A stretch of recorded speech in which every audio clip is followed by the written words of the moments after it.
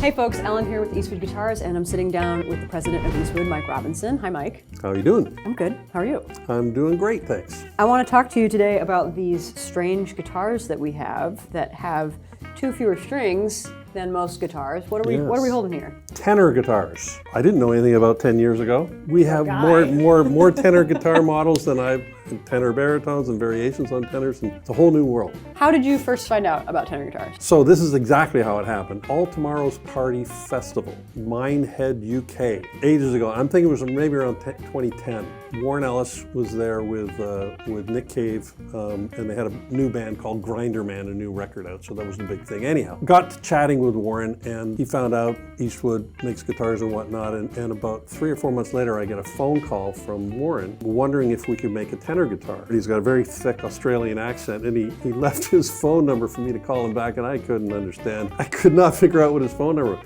So a year or so goes by, and the ATP festival comes to upstate New York, and we went to that one as well. Ran into Warren again and sat down and said, well, you left me a message about a tenor guitar. And he, oh yeah, man.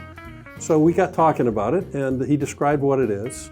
He described what he wanted to look like, that exact model, vintage cream color. I wondered if we could make it, and I thought, yeah, we could definitely make it, but I honestly didn't think there was a market for it at all. But we went ahead and did it, and made a Warren Ellis signature model. 10 years later, and we've probably got 30 or 40 different tenor models, variations, different scale lengths, all kinds of alternative tunings, and Warren's just been a big catalyst for that whole thing. One thing just led to another, and it's been a massive catalyst that I did not see coming. Yeah, one thing that's really cool about that story to me is the way that the Warren Ellis tenor, it's its own thing. Yeah. It's not a guitar, it's not an existing guitar design that got scaled down to be a tenor, which is how a lot of vintage tenors are. Yeah. It was a guitar that, like mostly a hollow body guitar that Gibson already offered, a hollow body design that Gibson already made, and they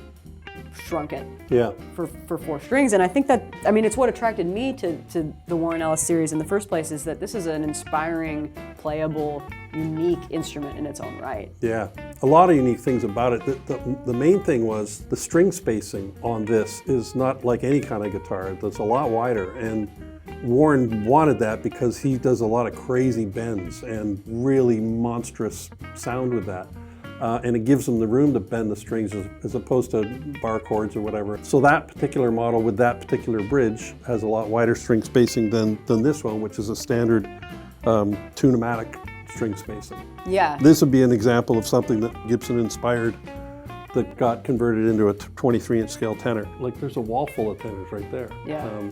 Big, huge jazz type style, smaller ones, that's the new dual catus. There's a lot to choose from.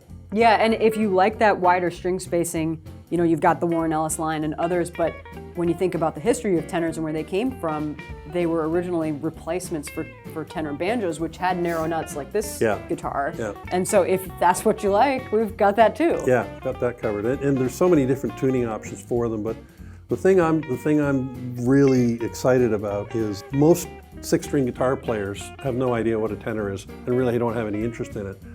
But what I'm finding, and just with the people who work here as well, because they're setting them up and shipping them all the time, they're guitar players that are starting to learn about tenors, and they're getting curious about it, and they're finding the kind of inspiration that an alternative tuning scale length guitar feels like, and it's just a whole new world. So it's fun. It's like discovering something brand new. That's what happened to me. The first Eastwood that I remember encountering and getting really familiar with was a Warren Ellis tenor baritone. Yeah. And not only did I feel that the fifths tuning and the string spacing took my creativity to a new place, kind of inspired me to play a new way. What was also fun about that instrument was the extended range. Yeah. I was down below the guitar range on the low strings, and I was also getting well into guitar range, into the upper guitar range on the high strings. Yeah. That fifths tuning is really spread out and creates these big open voicings and kind of asks you to play differently. It sounds like when you started offering tenors, you weren't sure that it was gonna grow into what it's grown into. Absolutely did not. In fact, it was just purely, I'm a fan of Warren, he's a wonderful man, and I just wanted to do it for him because he asked. And that was it. And I thought that was as far as it was ever gonna go. So it turns out that tenor guitars are once somebody gets them in their hand and kind of gets excited about it, they actually are kind of popular. What kind of player have you found thrives on a tenor? I'm not sure the answer to that. What I do know is less than 10% of the people who have bought a tenor from us didn't come back and buy another one. 90% of the people have 2, 3, 4 of them. They discovered it. They realized that maybe they've been playing acoustic tenor forever, or maybe they grew up playing like mandolins and things like that. But now they've just found this whole new world that amplified. They can put effects pedals in line with it, and it's just a fun new category. Like most guitar players, very few own 2 or 3. Most guitar players own 6 or 7 or more. And we've discovered that this tenor world is a similar thing. That people want to have multiple tenors. So every time we come up with a new model, we're kind of excited about it. Well, how have you found that tenor guitars change a guitar player's approach if they're coming from a 6-string guitar? Primarily just it's a different writing style altogether. So it's not like they're going to take their favorite song that they've been playing on 6-string all their life and just figure out how to play it on the tenor. It's right. Like they wander off into a completely different field, which is fun. I mean, that's what we all enjoy playing guitar, any stringed instrument. So, yeah. Have any of our customers used tenors in a way that have surprised you? Warren, initially, if the monstrous sounds he gets out of his tenor is not what you would think a tenor was intended for.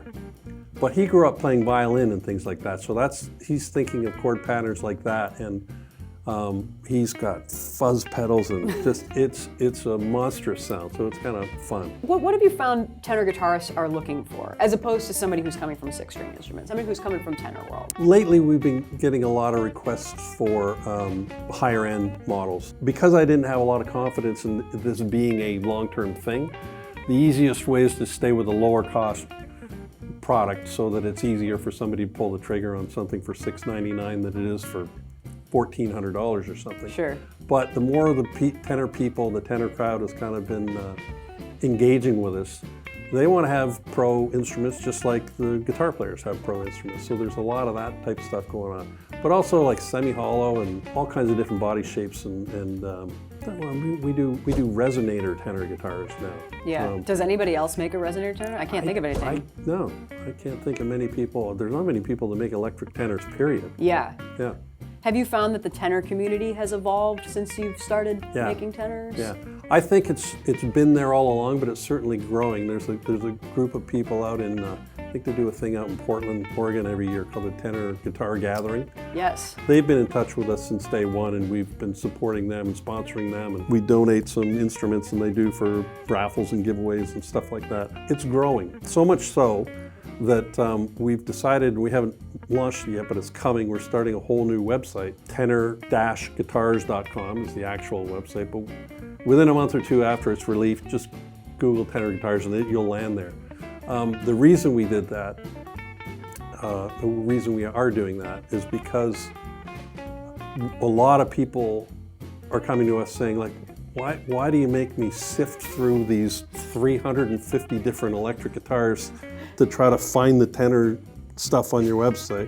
Yeah, I got to look at moonsaults and flying bananas before I land on a tenor. Exactly. Plus, you guys are aggressive with email marketing and promo, and 90% of it's coming at me as guitars. I just want tenor information. Yeah.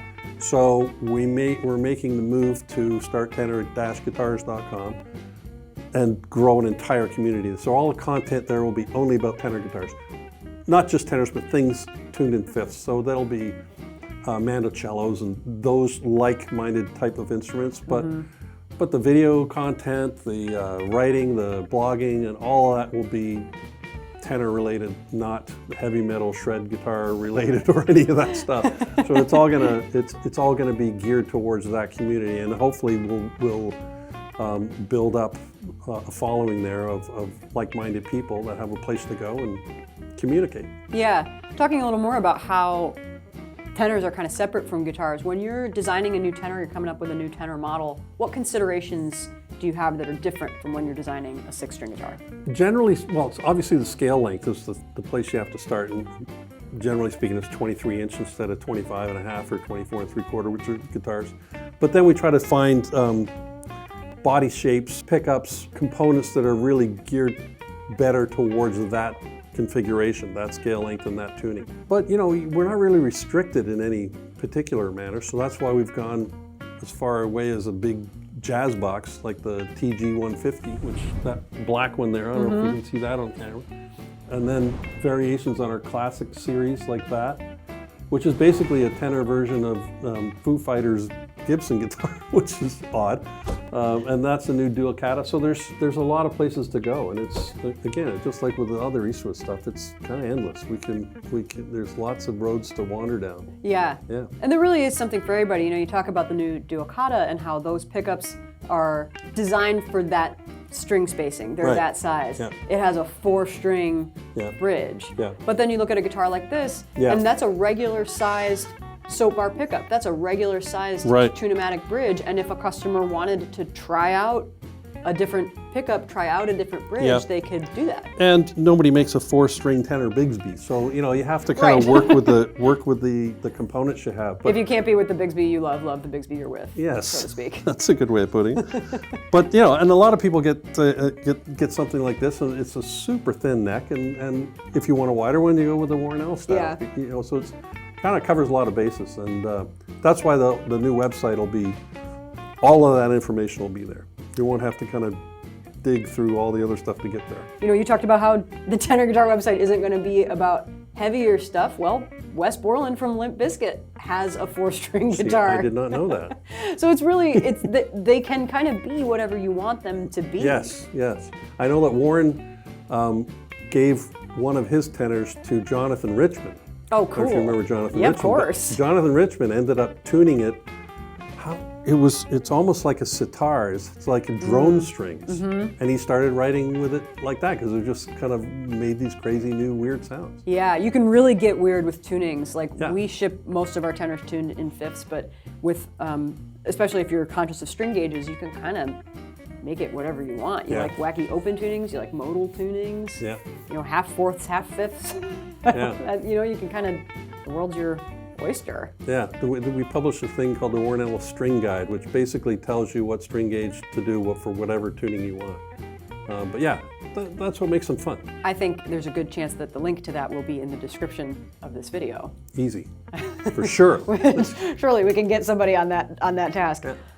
If somebody has never explored a tenor before or never held a tenor, played a tenor, what would you say to convince them to take a whack at it? It's always fun to learn something new. And it's an easy thing. It's not difficult. Within the first couple of hours of monkeying around and a little bit of YouTube instruction, you can be doing all kinds of things on a tenor guitar. And from there, it's just inspiring. Like when you first started learning electric guitar, it just opens up a whole new world. That's the thing I'm seeing, I'm witnessing with the people that work here. Yeah, the technical barriers to entry on tenors are low. Yeah. I like that about tenors, and I think that it's sort of like ukuleles. Like a lot of kids might start out on a ukulele because you've only got 4 strings, and most chords can be made with just a couple of fingers. Well, same thing on a tenor guitar. Even though it's a tuning you might not be familiar with, you've only got to remember what 2 of your fingers are doing. Yeah. So you can kind of be off to the races fairly quickly. I guess the last thing I want to ask you is, what is the future of tenor guitars in Eastwood? It's like a whole brand new business. It's been hidden inside of Eastwood for a long time. Customers recommend where we go. And this whole tenor-guitars.com thing, it's now evolving into this brand new thing. And I want to look back at it in 10 years from now and think, wow, we should have done that 10 years prior. Because I can see that it's going to be a big thing. We're actually getting some sample acoustic tenor guitars made too. So, no kidding. Yes, that's top secret. Wow. Oops. Yes, so the world's opening up through this new Tenor Guitars website, and I think it's going to be good for everybody, both for the 6-string crowd that doesn't need to know about tenors anymore, and the tenor guitars that don't want to know about 6-string, and the people in between. It's a great thing. But we're excited about that. I'm excited too. Thanks for taking a second to chat about tenors with me, Mike. Thanks for hanging out.